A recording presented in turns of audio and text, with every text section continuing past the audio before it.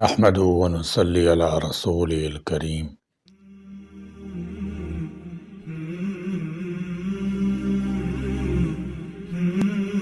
کئی روشن خیال نقادوں نے یہ خوش پروپگنڈا کیا ہوا ہے کہ علماء کرام جدید ٹیکنالوجی اور جدید اشیاء کا استعمال مناسب نہیں سمجھتے۔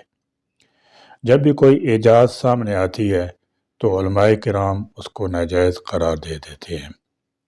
آج سے تقریباً نصف صدی پہلے جب مائک آیا تو علماء نے اس میں نماز پڑھانے کو ناجائز قرار دیا، حتیٰ کہ اب بھی بعض جگہوں پر اس کا استعمال شروع نہیں ہو سکا۔ پھر اسی طرح ریڈیو، کمپیوٹر، انٹرنیٹ کا استعمال نہیں کرتے تھے۔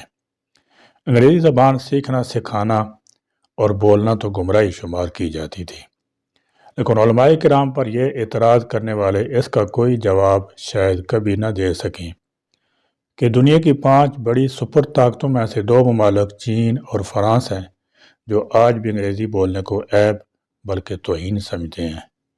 ماضی قریب میں یورپی یونین کے اجلاس میں شریک فرانسیسی صدر نے صرف اس لیے اس اجلاس کا بائیکاٹ کیا تھا کہ نمائندے نے انگریزی میں اپنا مافی ضمیر بیان کرنا شروع کر دیا تھا، اور یہی حال چین کے مقتدر طبقے کا ہے۔ حقیقت یہ ہے کہ علماء کرام نے کبھی بھی ایسی چیزوں کے استعمال سے منع نہیں کیا جو شریعت کے خلاف نہ ہوں۔ ایجادات ٹیکنالوجی کے استعمال کی نبی کریم صلی اللہ تعالی علیہ وسلم نے تعریف فرما کر اس کی اہمیت اشکارا فرما دی تھی، چنانچہ مسلمانوں نے اس زمانے سے ہی اس پر توجہ دینی شروع کر دی تھی۔ بعض صحابہ کرام رضی اللہ تعالی عنہم نے اس زمانے کی جدید منجنیقوں کی تربیت کفار کے پاس جا کر حاصل کی تھی۔ محمد بن قاسم کا منجنیق کے ذریعے سندھ کو فتح کرنا بچے بچے کو معلوم ہے۔ مغل حکومتوں کی توہین بھی آج تک فوجی چھونیوں میں نظر آ جاتی ہے۔ صلاح الدین ایوبی اور ٹیپو سلطان نے اپنے اپنے دور میں دستیاب جدید سے جدید ٹیکنالوجی استعمال کی ہے۔ آج بھی علماء کرام اور دیندار طبقے دعوت دین کے لیے جدید سے جدید ذرائع اور آلات استعمال کر کے اپنی بات دور دور تک پہنچا رہے ہیں۔ امام ابو حنیفہ کے جلیل القدر شاگرد حضرت امام محمد رحمۃ اللہ تعالی نے فرمایا، جو شخص زمانے سے واقف نہیں وہ جاہل ہے۔ حدیث پاک ماتا ہے، یسروا ولا تعسروا، مسلمانوں کے لیے آسانیاں پیدا کرو اور مشکلات پیدا نہ کرو۔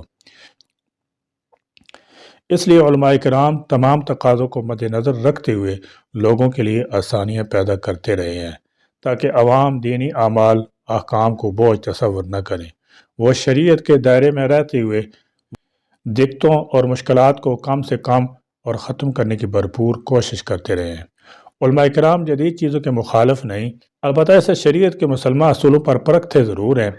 چنانچہ جو ایجادات دین و دنیا میں کارآمد ہیں، علماء کرام نہ صرف ان کی اجازت دیتے ہیں بلکہ اسی سلسلے میں بعض بڑے مدارس میں IT department, English language lab اور سائنس لیب تک موجود ہیں۔ حتیٰ کہ جدید علوم میں MBA، اسلامی بینکنگ اور فلکیات جدیدہ کے شعبے بھی موجود ہیں۔ فلکیات کورس میں مہارت میں اضافہ اور تحقیق کے لیے موزوں جگہوں پر لے جا کر فلکی مشاہدات بھی کروائے جاتے ہیں۔ سہولتیں اور آسانیاں پیدا کرنے کے لیے دینی مدارس میں علماء کرام نے ایسی جدید اشیاء کا استعمال شروع کیا ہوا ہے جو دین کے کاموں میں ممد و معاون ہو۔ ہاں کوئی جدیدیت کی آڑ میں حرام کو حلال کرنے کی کوشش کرے تو اس کی ہاں میں ہاں نہیں ملائی جا سکتی۔ مثلا سود کی حرمت قرآن و سنت سے ثابت ہے، کوئی اس کو پرافٹ کا نام دے یا کوئی اور، اس کا استعمال کسی صورت میں جائز نہیں ہو سکتا۔ اسی طرح سود، شراب، انشورنس اور دیگر معاملات میں کبھی بھی علماء کرام نے نقب زنی برداشت نہیں کی اور نہ ہی آئندہ کریں گے۔